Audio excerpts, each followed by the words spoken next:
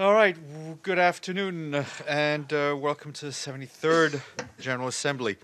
As you know, the Secretary General will address the opening session of the high-level week tomorrow. In his address to world leaders, the Secretary General will note his concerns about the breakdown of trust around the world and underscore the need to reform, renew, and reinvigorate multilateralism at a time when it has never been needed more. He will also sound the alarm on climate change. He is to emphasize the need to harness the benefits of new technologies for all while safeguarding against the dangers from malicious acts in cyberspace to weaponization of artificial intelligence. He will also appeal to world leaders for greater solidarity in advancing peace, human rights, and sustainable development. This morning, Secretary General spoke at a high-level event on counter-narcotics hosted by the United States. He stressed that drugs and addiction are not abstract issues, but they are tangible and personal to many of us. To tackle the issue of narcotics, the Secretary General said there needs to be an action in two areas: cracking down on trafficking and those who profit from human misery, as well as making sure that those who need treatment have access to it. Mr. Guterres added that national priorities may differ, but the global community shares a common goal: to protect the health, security, and well-being. It is our duty to act, and act now, he said. Later this morning, he attended, earlier before the narcotics event, the Secretary General attended the Nelson Mandela Peace Summit, which honored the centenary of the birth of the South African leader. The Secretary General said Nelson Mandela embodied the highest values of the UN. He devoted his life to serving his community as a lawyer, prisoner of conscience, peacemaker, president, and respected elder. He added that with human rights under growing pressure around the world, we now are well served by reflecting on Madiba's example. We need to face the forces that threaten us with the wisdom, courage, and fortitude that Nelson Mandela embodied. And right now, the Secretary General is at the high-level event on Youth 2030 to launch the youth strategy of Generation Unlimited Partnership. He will also outline the UN's efforts to work with young people in understanding their needs, help put their ideas into action, and ensure that views inform the UN's processes. Later today, he will be at the Global Compact Private Sector Forum and also be with a high-level panel on digital cooperation this afternoon. And as a reminder, you can find all of his remarks on our website, and we're also issuing bilaterals as we get them. And this morning, the Deputy Secretary General, Amina Mohammed, attended the CEO Roundtable on closing the inequality gap, human rights as a driver for successful business, where she told business leaders they must have a direct interest in engaging with people in communities who are marginalized and in eliminating the racism and xenophobia that feed exclusion. At 1 p.m., she will speak at the Economic Commission for Latin America and Caribbean's event on emerging challenges and shifting paradigms. And following that event, she will have a special discussion on sustainable development goals at the International Monetary Fund. And this evening, she will also attend the high-level event on education finance. And I think we made available to you a list of all the events and side events that are taking place. And I also encourage you to drop by the social media zone on the Esplanade, where a lot of other interesting speakers and events are going on. And on Sunday, you will have seen that the Secretary General spoke in an event to address food insecurity. He also had a number of bilateral meetings. Yesterday, we put out those readouts, and also met with the European Commission President Jean-Claude Juncker. Afterwards, he told reporters that he and Mr. Juncker both believe in the need for multilateralism and for a rules-based international order, and agreed on climate action as essential global priority. And he also took part in a trilateral meeting with the African Union and the European Union, and speaking to reporters with the head of the African Union Commission, Moussa Faki Mohamed, he underlined the importance of the partnership between the AU and the UN, and we have a joint statement agreed upon by the AU, the UN, and the European Union that was issued a short while ago. Turning to the Democratic Republic of the Congo, our humanitarian colleagues report that some 40,000 people have been displaced following violent clashes between the army of the DRC and the Mai Mai Yakutumba militia on September 15th in the territories of Fizi in South Kivu province and in Kambare and Maniema province. The Office for the Coordination of Humanitarian Affairs says insecurity has also led to the temporary suspension of several humanitarian projects in some areas and directly or indirectly affecting at least 118,000 people. While there are currently a number of violent hotspots across the DRC, the situation in South Kivu is of particular concern for humanitarian actors. And our colleagues at UNICEF are calling for all parties to the conflict in Libya to protect children at all times following an escalation of violence in the capital, Tripoli. And we have a statement out on that. And I was asked offline about the outcome of the elections in the Maldives, and I can tell you that we obviously take note of the peaceful and orderly conduct of the presidential elections in the Maldives that took place yesterday. We congratulate the Maldivian people for turning out in large numbers to exercise their right to vote. We commend the authorities and political leaders for a smooth polling day and for a commitment to a democratic Maldives. And just as a note, we will not be holding noon briefings tomorrow or Wednesday, given everything else that's going on, to give you a chance to cover the real news, and all the events, press conferences that are going on, information are available in my office. I want to welcome some representative of the State Department Press Corps who have trekked northwards like migratory birds. Anyway, questions? Should we let our guests go? Yes. Thank you. I wanted to ask you about the Palestinian issue. We are at a moment where a lot of people feel we're at the cusp of ending this issue as we know. My question to you is, what is the United Nations prepared? What kind of guidance is it willing to give the Palestinian Authority? They are contemplating ideas like declaring a state under occupation.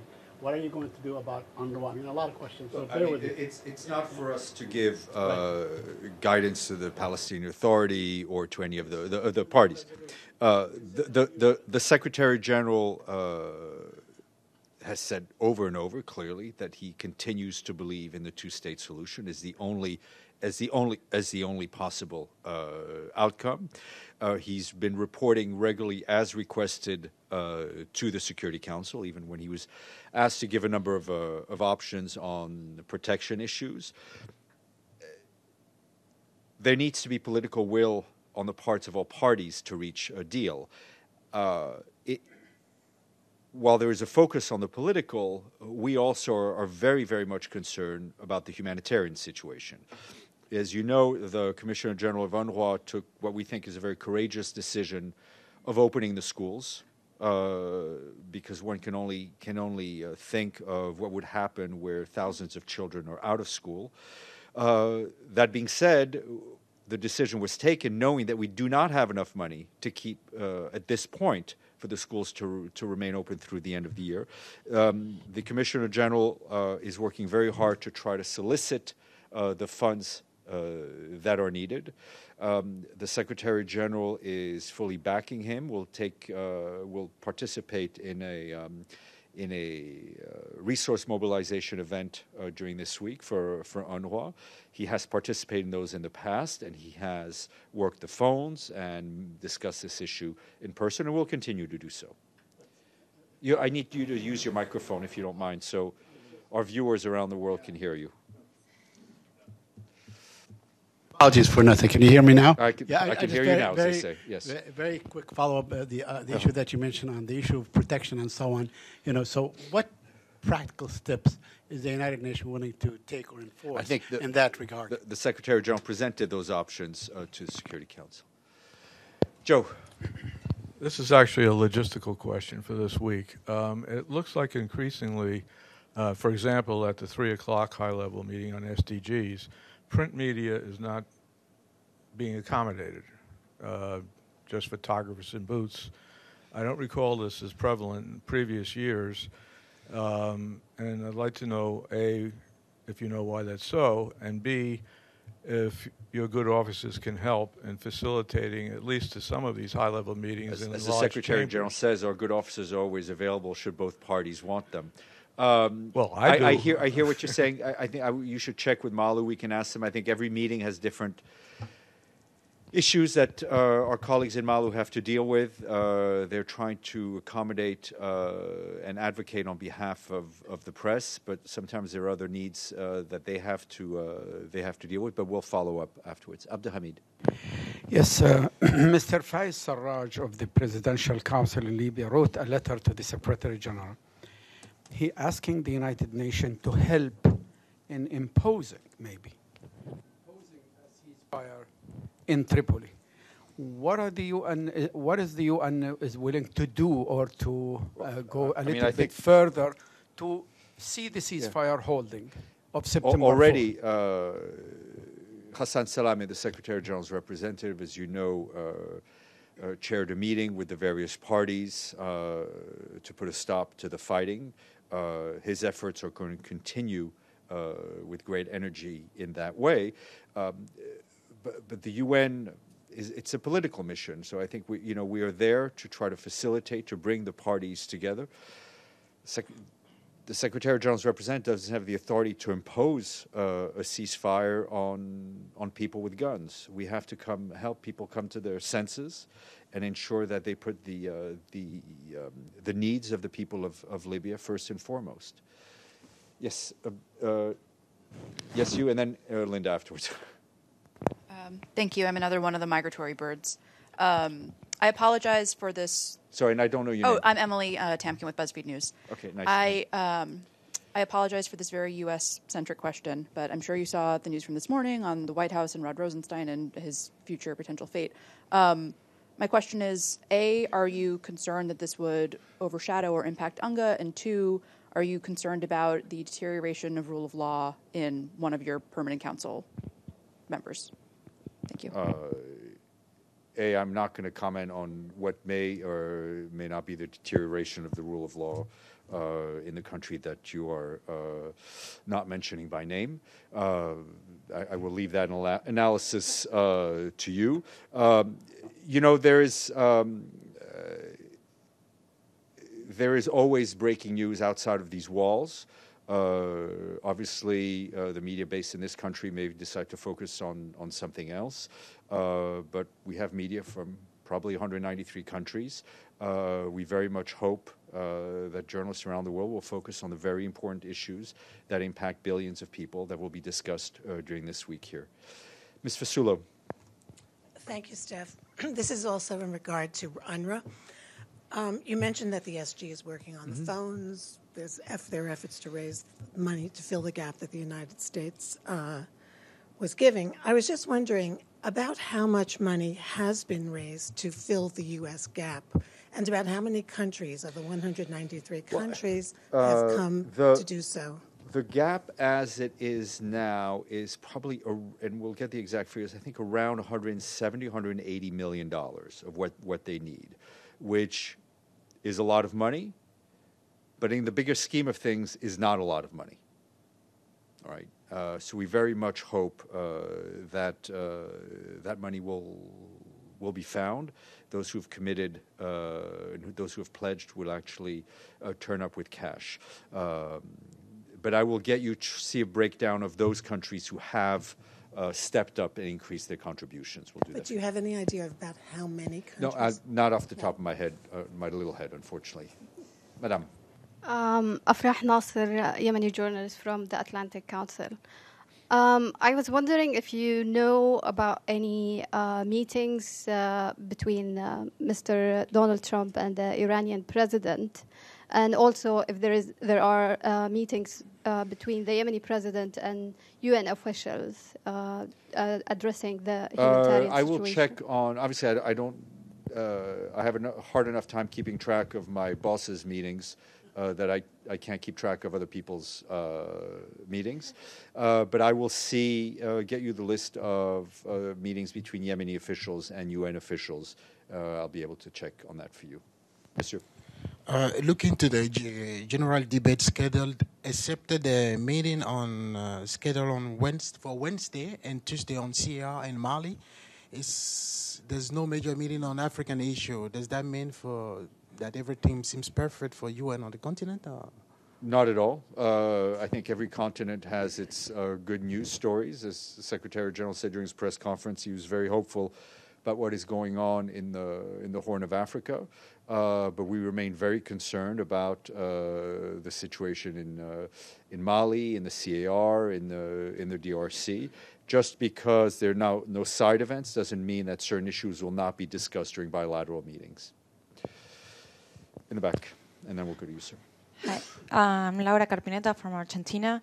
Will the Secretary General have a specific message for the Venezuelan government on the migrant crisis and also on the neighboring countries?